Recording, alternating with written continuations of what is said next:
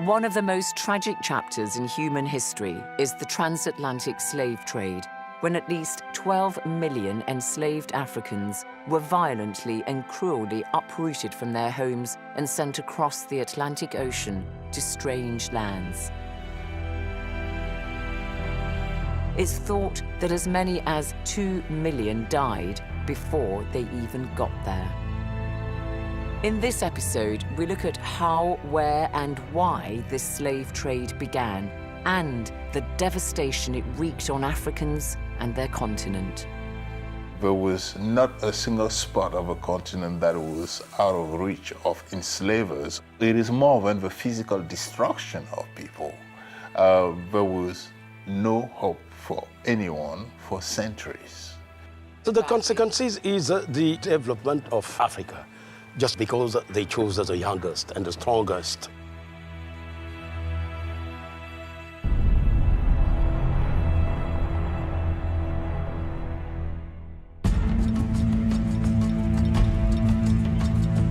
The transatlantic slave trade that existed between the 16th and 19th centuries was as catastrophic as it was extensive.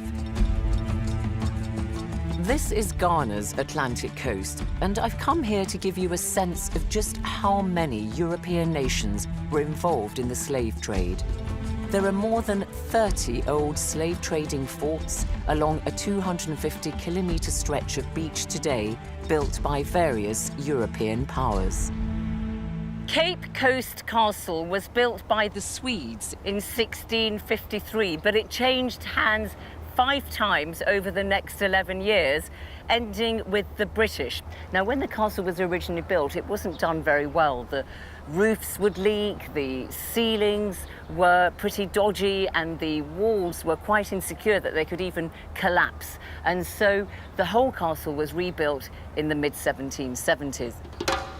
I want to point out something to you. Where those boys are going in is one of the male slave dungeons, and above it is what was a church. Today it's a library. So I just want you to reflect on that. Many meters below, a male slave dungeon, and above ground, a church which the European slave traders would worship at.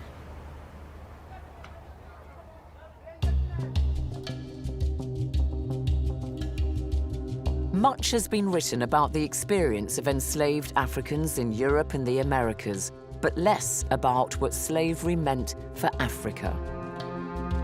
First, it's important to understand that the Europeans were not the first to trade in enslaved Africans. The Arabs had engaged in this centuries earlier on a massive scale across the continent, the Indian Ocean, and the Red Sea.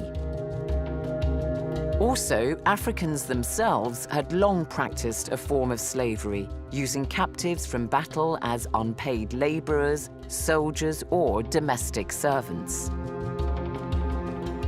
Cameroonian academic Professor Augustin Hole is president of the Scientific Committee of UNESCO's General History of Africa, on which this series bases its facts. He says Africans were treated very differently in indigenous slavery from how they were put to use in the transatlantic slave trade. The main difference is that people were captive, were not sold. People were enslaved through war, through debt, but they were able to become included in the families of the captors. They were supposed to be taken care of. It doesn't mean that they have a wonderful life, but they couldn't be sold to somebody else. They were slaves of these families, and they were doing the work for this family. That's really the major difference. They were deprived of freedom, of course. They would have to work for the masters or for the mistress, but they were not a commodity.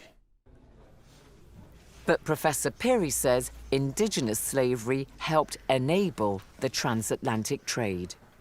In fact, when you talk about what became the slave trade, it was something that was benefited from the internal African slavery itself, the system as it existed, because those are people that became the first targets of people to be sold as slaves. because it was difficult to sell people from your own village as slaves. So it was these people that had been conquered because they were weak, and then you easily sell them. Ghanaian professors Akosua Perbi and Essie Sutherland Addy are two of the most prominent academics in Africa on slavery. There's always been an indigenous internal aspect of slavery, and then there's been an external aspect of slavery. And the indigenous aspect had to do with the need for labor, mainly for the farms, for the mines, for the fisher folk, and so on. And then also what made the indigenous slavery a bit peculiar was that people also needed slaves as wives. There were slave markets. Women always fetched a higher price than men, you know, and they would marry the women, have children with them, and the children became part of the family. And what I found in my research was that in the indigenous system, women always priced higher than the men. But in the Atlantic system, the men priced higher than the women. But women, mainly in Africa, were needed for marriage and to help with household chores. The men were needed to go and do their back-breaking labors across the Atlantic. And also, I suppose, the internal slave system, they were not accorded an inferior status simply because of the race that they belonged to. No, it wasn't a question of race. It was a question of who had power over who, prisoners of war, people who were exchanged for ritual purposes, various reasons. The coming in of the transatlantic slave trade definitely exacerbated a quest to buy and sell people. I mean, there's no question about that.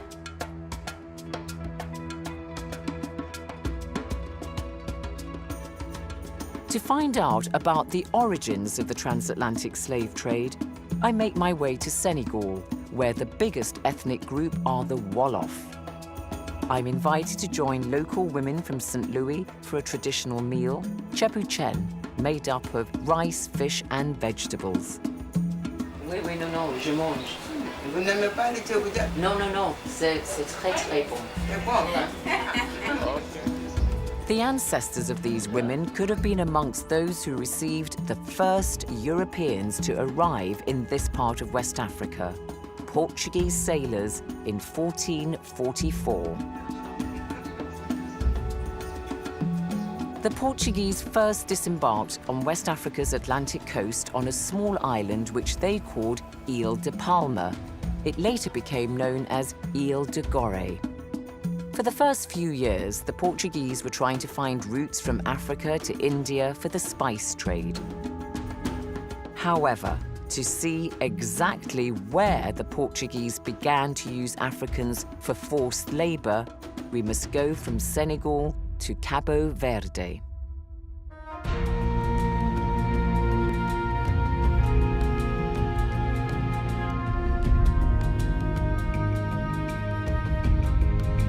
About 500 kilometers off the coast of Senegal is Cabo Verde, sometimes called Cape Verde. This is made up of 10 islands, all but one inhabited, and this is Praia, the capital, on the biggest island, Santiago. Cabo Verde is Africa's most western point. It lies on the Atlantic Ocean crossroads linking Africa, Europe, and the Americas. This gave it a strategic position, a significance not lost on the Portuguese. In 1462, around 100 Portuguese and Spanish settlers arrived on this island. It was then uninhabited. They called it Santiago and made it their capital. One of the first Portuguese to come here was Diogo Gomes, and there's a statue of him here.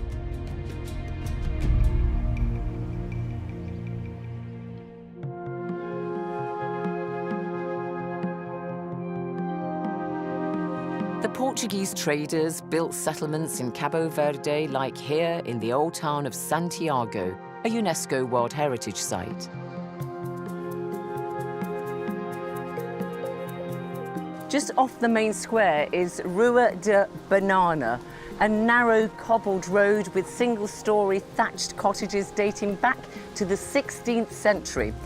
That makes this probably the oldest road in the oldest town established by Europeans in West Africa. Antonio Montero and his partner, Nina Ferreira, have lived here most of their lives, and Antonio says his family have owned this house for generations. Hello, nice to see you. Oi, oi, oi. So this is your home? Casa que ali, nerdal, na minha dona, na minha mãe de minha mãe, que nerdal. Minha mãe mare, já me que fica com ele. The Portuguese grew food crops for themselves and reared domestic animals, but they also wanted to make money. So they decided to plant crops like sugarcane and cotton for export. And for that, they needed an unpaid labor force. So thousands of Africans were brought in from some of the main communities of West Africa, like the Wolof. Professor Antonio Correa is one of Cabo Verde's foremost historians on the transatlantic slave trade. Os portugueses vieram atrás de mão de obra, de ouro e mão de obra. Viram que a mão de obra africana era importante não apenas como comércio, mas como conhecimento. O know-how africano foi muito importante para criar aqui as primeiras plantações, não de sugar, não de açúcar, mas de algodão. E essa tecnologia era africana e não europeia. A tecnologia de tecelagem e de fiação que se faz aqui é sobretudo africana. Isto é extremamente importante.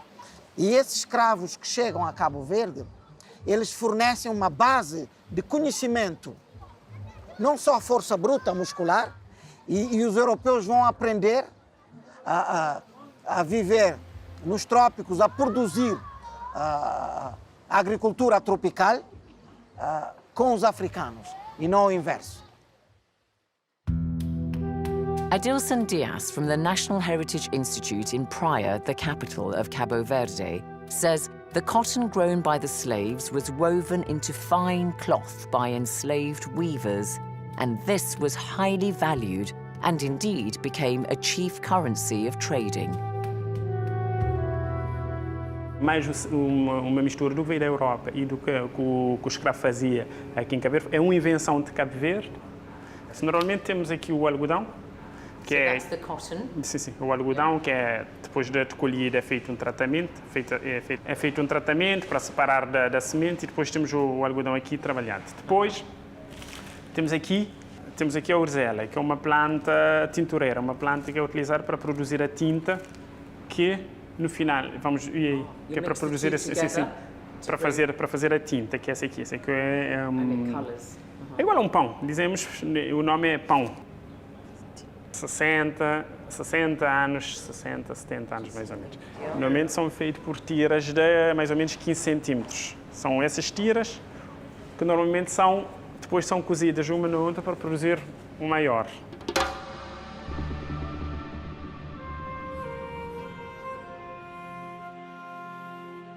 However, the supply of cotton and foodstuffs from Cabo Verde was not profitable enough for the Portuguese settlers, so they turned to two other activities.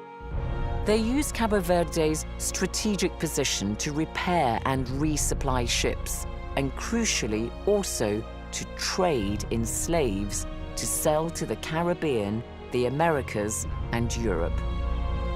They based themselves at forts like this one, Real de São Felipe, built in the 16th century in the old town of Santiago. The Portuguese were supplying a market. In fact, there was a high demand of enslaved workers in the Caribbean. The Caribbean was a superpower at the time because the sugar industry was requiring lots of labor, and the native population was exterminated by forced labors and enslavement. So they provided these workers to the Spaniards first, and to the settler in Brazil also. The market at Cabo Verde was easy to access from all directions from the Atlantic. This marble column in the main square of the old town of Santiago is where enslaved Africans were brought from the mainland of West Africa to be sold by Portuguese traders. Slaves who were considered to be disobedient might have been tortured here or even executed.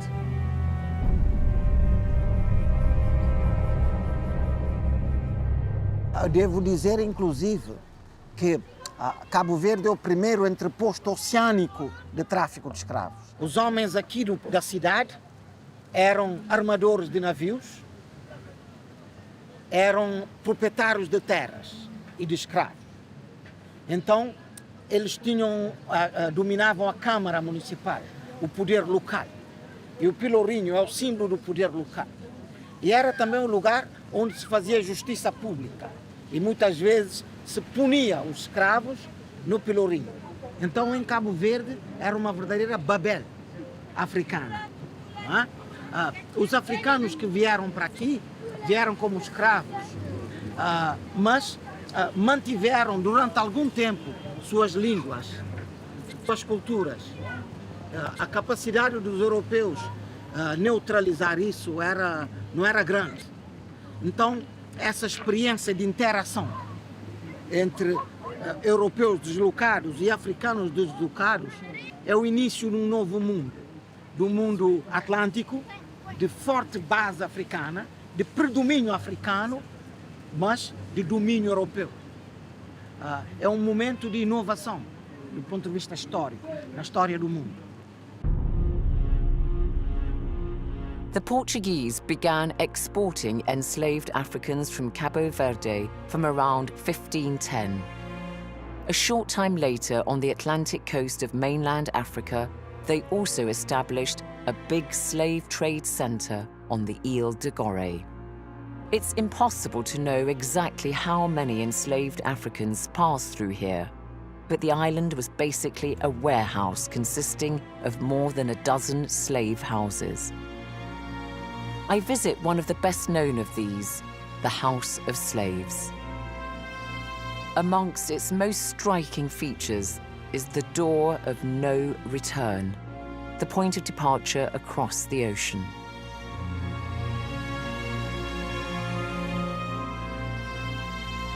The House of Slaves attracts hundreds of visitors every day from Senegal, other parts of Africa, and from all over the world. The spacious, airy living quarters of the masters is in strong contrast to the dark dungeons in which hundreds of slaves were kept before they were sent into a life of enslavement. When you go inside one of the cells at the House of Slaves, it's so difficult to imagine that at any one time there were dozens of men, women, or children held in these dark, concrete dungeons. It was a systematic, organized, yet the most barbaric of all trades. The director of the House of Slaves, Eloy Colley, has worked here for 3 decades. So when someone come to the House of Slaves, I never didn't see the skin color. It's just a question of heart, finally, to consider that what's happened between 16th until 19th was not a normal thing. You feel so energies here, but sad energies, and you feel a pain inside you. It's there are no words for that. There's a possibility that your distant relatives may have had to go from here, and kind of feeling like there's some sort of connection between here and kind of where we are now, at least especially coming from America. In his time at the House of Slaves, Eloy Colley has given this talk countless times.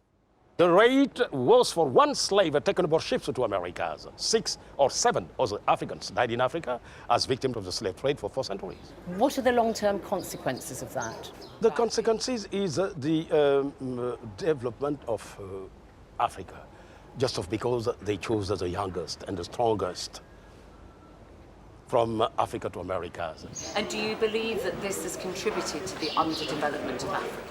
Absolutely. Because the population of Africa, they destroyed completely so the African family structure. It's the first step. And the second step is in population, in terms of population in Africa. And also in terms of workers, because they need the strongest and the youngest. Eloy Colley shows me how the enslaved Africans were divided into different categories. That category there says young women, it's jeune fille. And then over there... temporarily unfit. They call the value of a man was depending on his weight or his muscle. So that's why the minimum weight for a man was 60 kg, 120 pounds. I also noticed the very small holding cells for the recalcitrant slaves who were obviously rebelling against their captivity. Yes, absolutely. You can see how they load the slave on board. So it will explain that they don't take into consideration that they are a human being. So they would have shackles on their arms, their feet bound together. Yeah. They use one chain for two slaves. One leg of the first slaves and the rest of the chain was in the second slaves. And between the two legs of the slaves was attached a very big iron bowl, which was about 10 kilograms, 300 grams. Eloy Colley says the door of no return helps conjure the past horrors of what it meant to leave your home and family, never to go back. After the door was a kind of wooden bridge, but what is important to take into consideration, having this kind of a door is very useful in terms of history. What is important is exactly what's happened during that period.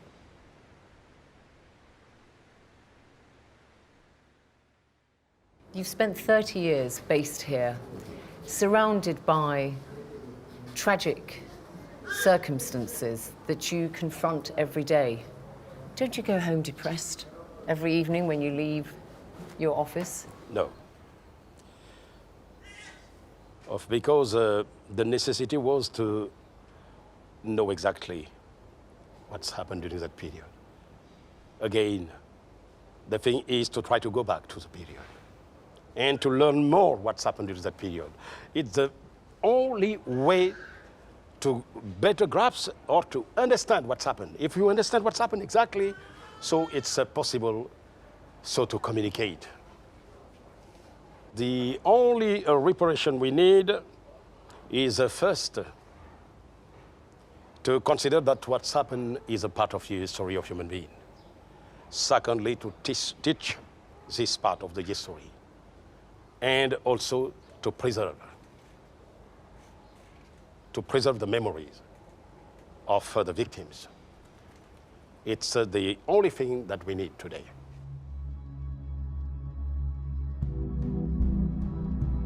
As I say my goodbyes to Eloy Colley, I'm left wondering all the same how difficult it is to be custodian of an institution with a history as tragic as the House of Slaves. After the break, how the slave trade spread and why some Africans themselves were complicit in the acquisition and sale of their fellow Africans.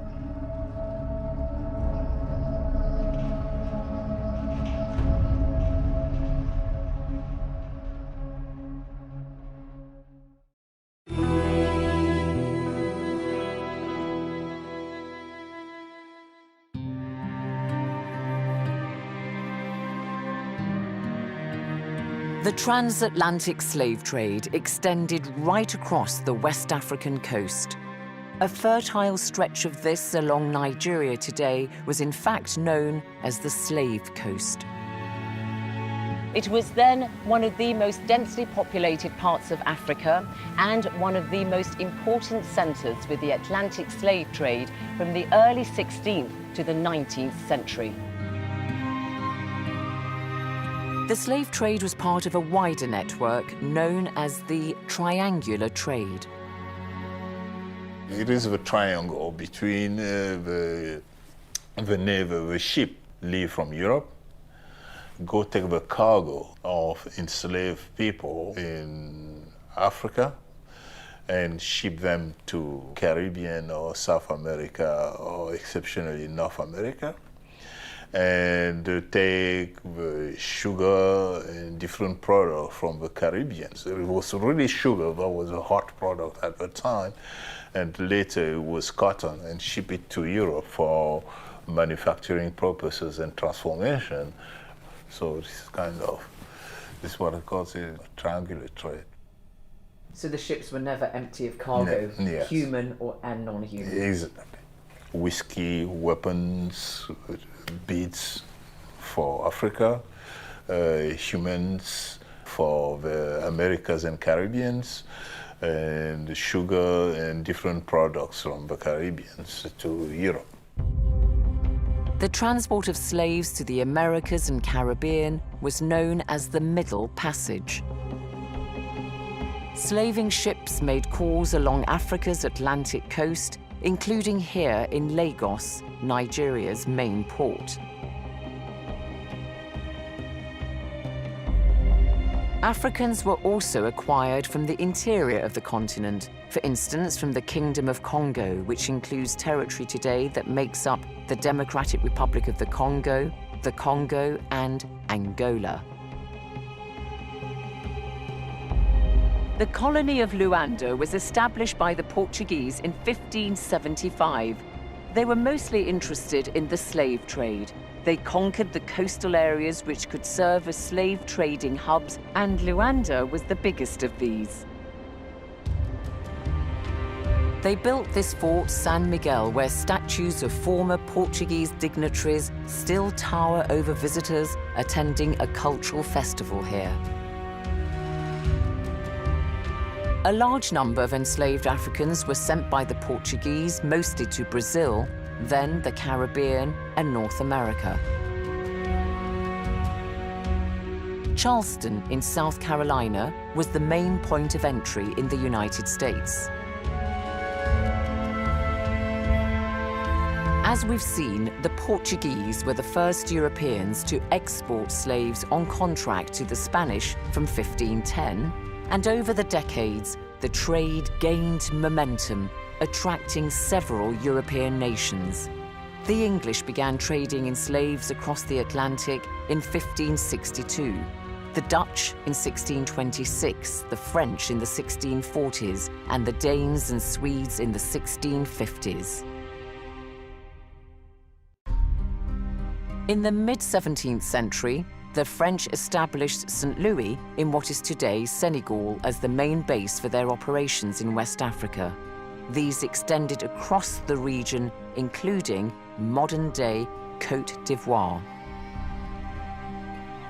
As part of the triangular trade, Europeans not only transported humans from Africa, but also commodities like ivory. The Atlantic Ocean in Côte d'Ivoire, or Ivory Coast. This country got its name because it was a part of Africa where ivory was obtained and traded.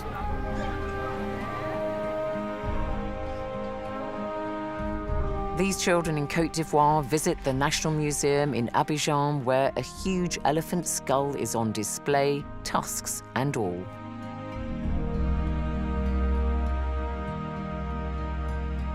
Cette région de l'Afrique s'appelle la Côte d'Ivoire parce que sur cette portion de terre, on observait beaucoup d'éléphants.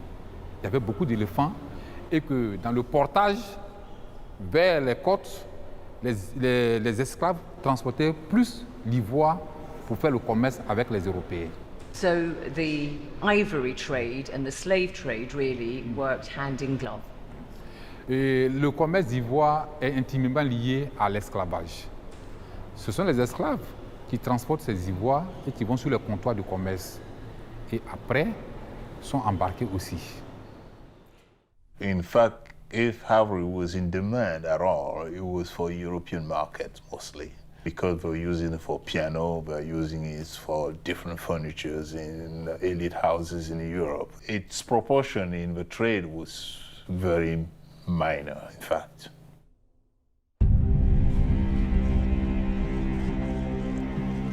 So in the transatlantic slave trade, Africans were reduced to mere goods, and they could also be used as a form of currency or exchange.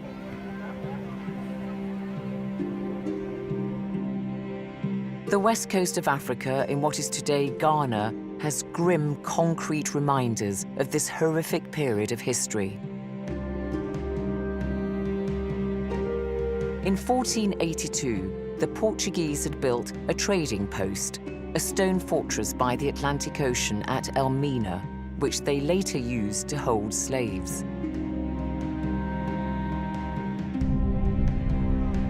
Not all countries affected by slavery have such historic monuments of the European presence, like here in the Gambia.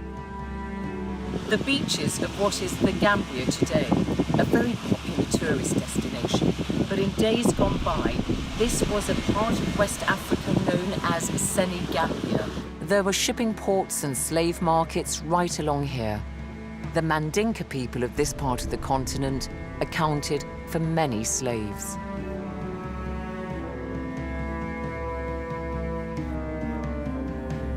This is a sales manifest from the 18th century, written by an Englishman called Robert Hazelhurst. A cargo of 152 prime, healthy young Negroes just arrived in said ship from the river Gambia after a passage of 35 days. The Negroes from this part of the coast of Africa are well acquainted with the cultivation of rice and are naturally industrious. Conditions of sale. To approved purchasers, bonds payable the 1st of January 1786, and to those who make immediate payment in cash, rice, or any other produce, a proper discount will be made thereon.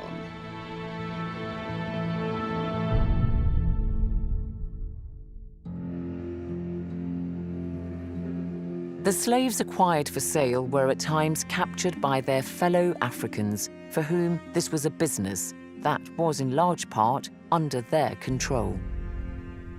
One cannot expect the European to mount expeditions in the hinterland of Africa to catch slave or to enslave people. It is coastal political groups that organize the expedition. Coastal people were armed with the latest technology, guns, and they were able to capture the neighbors. So you have this kind of economic system based on the use of lethal force to be able to provide the commodity needed for the system. That couldn't work without the participation of local African coastal states. Why did they do it? It is really hard to say, but we have to remove morality from this kind of issue. What is the common expression for that? It is called real politics, meaning there are no sentiments there. Coastal power use the power to seize people and sell them for the profit. Were they fully aware of the kind of fate that might befall these Africans whom they had sold to Europeans? As Africans, we have to face it. They knew that enslavement is not a garden party. Selling somebody, whatever you think about it, is not for the pleasure of that person. Even the treatment of war prisoners suggests that they knew what the fate of these people would be once they are sold. But you know, this argument is often used by some non-African historians to almost in a way explain and to some extent excuse the actions of the Europeans and North Americans. Yes, I'm very, very well aware of that. And aren't you just bolstering that argument? No, I'm not. I mean, we have to be true to ourselves.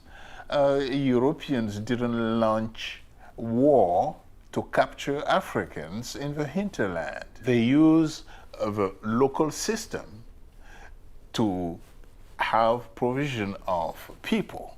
And maybe they subvert it a little bit by providing weapons, by providing alcohol, by providing these symbols of power. But we have to clean our house, okay? And to really have a kind of a healing process, because, sorry to say that, but African contributed to the shipment of Africans in the Americas.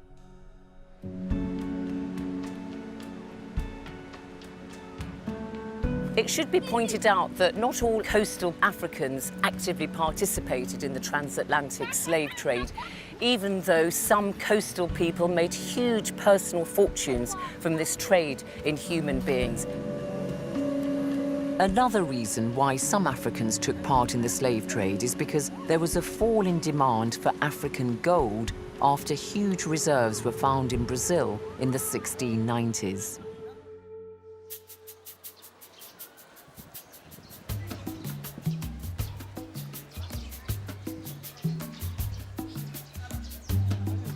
Along with coastal people, there were also two other main groups of Africans who collaborated with Europeans in the slave trade. And they were those who were either of mixed race or had become acculturated into European ways. One example is the community known as the Signaras of Senegal. These were powerful women who owned houses and businesses and who played an important role in the local economy. They were the daughters of wealthy European merchants and African women. When occasion demands, local girls in the Ile de Goree dress up to show visitors the ostentatious wealth these women were known to have displayed. Annie Juga is the deputy mayor of Goree and is descended on both sides of her family from the Signaras. As Annie shows me around Goree, she tells me about her namesake, her great-great-great-great-aunt, Angelique Juga, who played a substantial role in the civic life of Goree in the 1700s. Annie takes me to the house where Angelique Juga had lived. It's now owned by the church. How do you feel when you come to see this beautiful house of your Signar ancestor?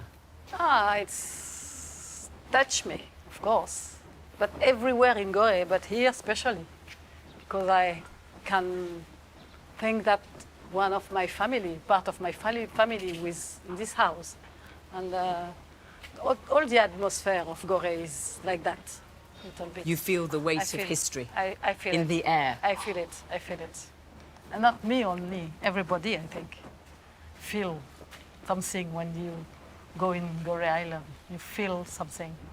So is this a typical house that the Signars had? It's very grand. The courtyard. So there's a courtyard. And around the principal rooms in the middle and bedrooms on the side. On the north side. They had relationships with the European settlers. Some of them were their mistresses and so on.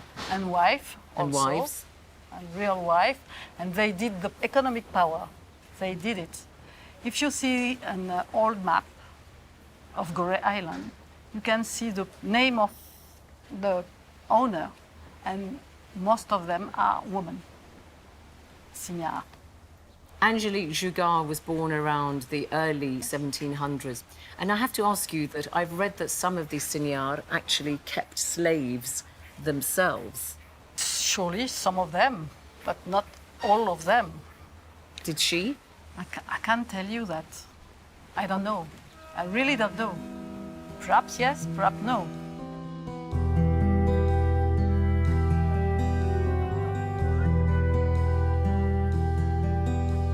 Whether Angelique Juga did or did not keep slaves, there were plenty of mixed-raced Africans who did. The Ile de Goree is now a UNESCO World Heritage Site, and these beautiful colonial houses have a prettiness which belies their controversial history.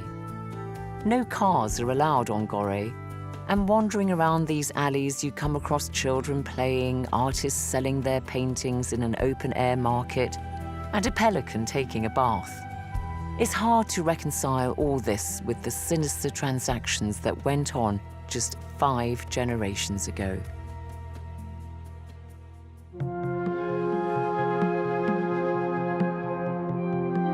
The mixing and interaction between Africans and Europeans happened from the very start, as soon as Europeans arrived in Cabo Verde. This Afro-Portuguese heritage in Cabo Verde is plain to see.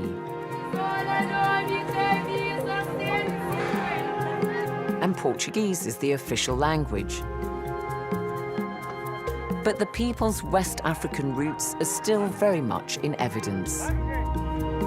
The market of Sucupira in Praia seems to offer just about everything for sale, and it has a real West African quality to it. I find the same food I'd enjoyed with the Wolof women of Senegal, cebuchen. Very nice. Delicious.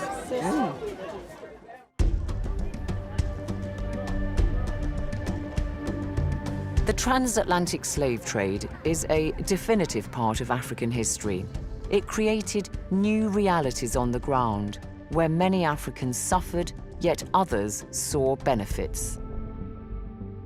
A escravatura gera classes intermédias, entre senhores e escravos, há classes intermédias. Muitas vezes os escravos ascendem a posições importantes, como feitores, como intérpretes, língua.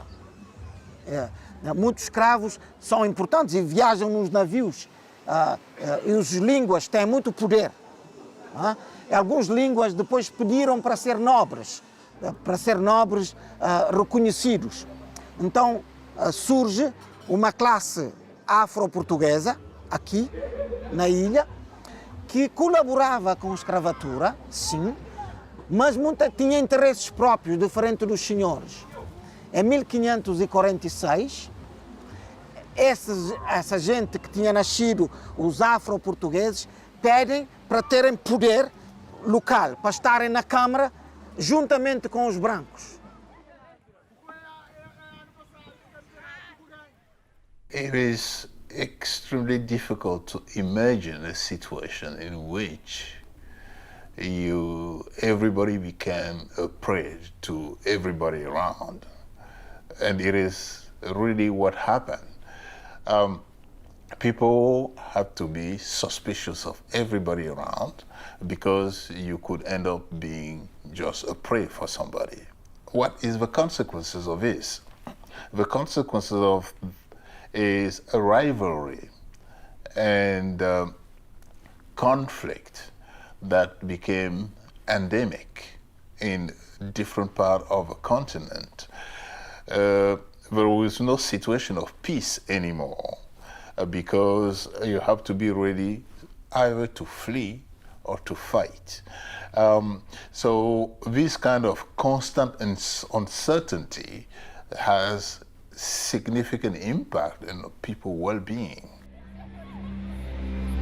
Although some Africans were complicit in the acquisition of captives, the barbaric treatment and racism that slaves endured whilst awaiting transport across the Atlantic and at their destinations was perpetrated by the white slavers, as we see in the next episode. Also, what were the main reasons behind abolition, and what was the fate of freed African returnees?